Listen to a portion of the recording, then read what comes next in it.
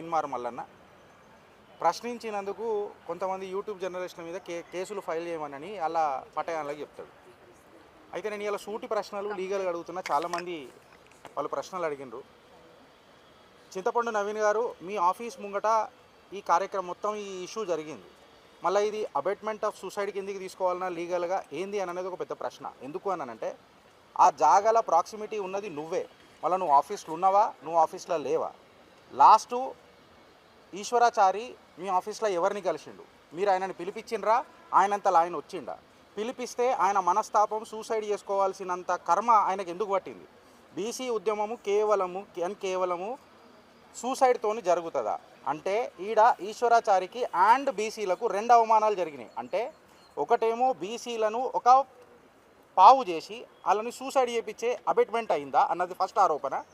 రెండోది ఇది లైమ్ లైట్లకు తీసుకొస్తానన్న జర్నలిస్టులను అవమానించడం అనంటే బీసీలను రెండోసారి గట్టిగా అవమానించుడే అని అనేది రెండవ ప్రశ్న. మూడవది, అంతగానం పంచాయతీ ఆడ నడుస్తుంటే అకార్డింగ్ టు ది 39 CRPC ప్రకారము, సెక్షన్ ప్రకారము, I stand corrected with my data, అక్కడ ఉన్న నీ ఆఫీస్ స్టాఫో మళ్ళీ నువ్వో సూసైడ్ చేసుకోవడము నేరమే, సూసైడ్ చేపియడం కూడా ఇంకా పెద్ద నేరమే. అది సో మళ్ళీ ఇది పోలీసులకు ఎందుకు ఇన్ఫామ్ చేయాలి? ఈ ఫైర్కి సోర్స్ ఏడికని వచ్చింది? పోస్ట్ మార్టం రిపోర్ట్ ఏమైంది? ఇప్పటిదాకా దాని మీద చర్చనే జరుగుతలేదు. ఒక ఫైర్ యాక్సిడెంట్ జరిగింది అని అంటే దానికి పోస్ట్ మార్టం రిపోర్ట్ అనేది, ప్రొసీజర్స్ అనేది చాలా డిఫరెంట్గా ఉంటాయి, ఒక వినూత్నంగా ఉంటాయి. మళ్ళీ దాన్ని ఏమైంది? ఆయన వేసుకున్న డ్రెస్ ఏంది? ఆ వేసుకున్న డ్రెస్సు ఫైర్ని ఫ్లేరప్ చేసిందా?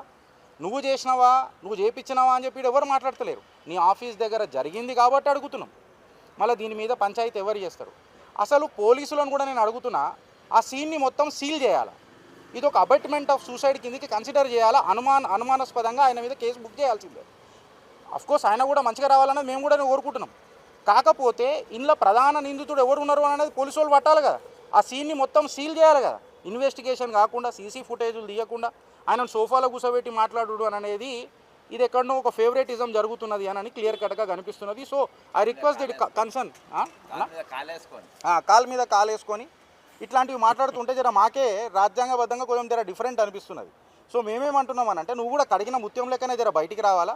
మళ్ళీ నువ్వు కడిగిన ముత్యం రా, లేకపోతే బీసీలను కాలాంతకులు పంపించే కాల నాగువా అనేది ఆ దర్యాప్తు బయటికి రావాలా. సో నేను రెస్పెక్టివ్ ఏజెన్సీస్ని కోరుతున్నా.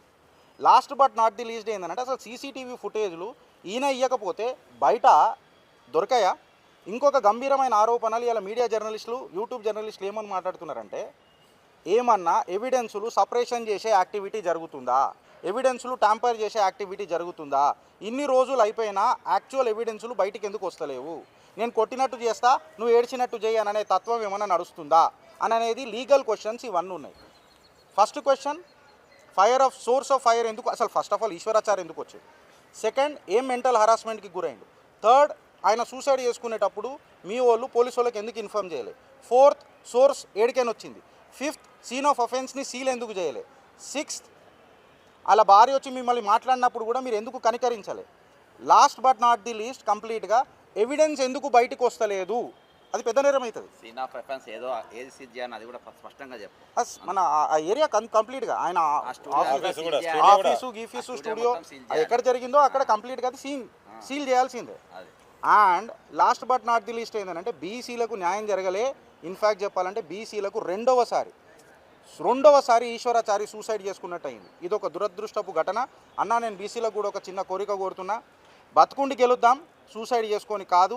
మీకేదన్నా ఉంటే టీడీఎంఐ మీకు రక్షణకు నిలబడుతుంది, ఒక కవచ కుండలమై నిలబడుతుంది.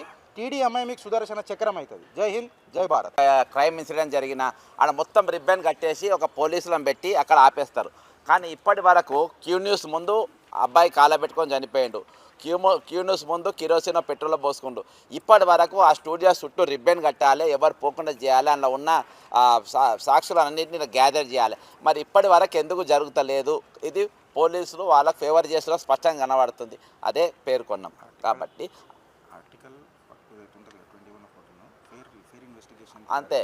కాబట్టి ఆర్టికల్ 21 ప్రకారం దీని ఫెయిర్ రైట్ టు లైఫ్ అనేది ఉన్నది. అది ఫెయిర్ ఇన్వెస్టిగేషన్ అనేది జరగాలన్నది మా డిమాండ్.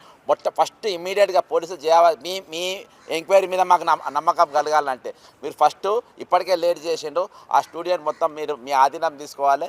మొత్తం అక్కడ ఉన్న సీసీ కెమెరాలు ఆయన ఈ వారం రోజులు ఆమె ఇంట్లో అక్కడ స్టూడియోకి వచ్చి 20,000 తీసుకుపోయిన నాటి నుండి చనిపోయేంత వరకు ప్రతి సీన్ టు సీన్ ఈరోజు పోలీసుల ఆధీనంలో ఉండాలి అని చెప్పి కోరుకుంటూ సెలవు తీసుకుంటాం.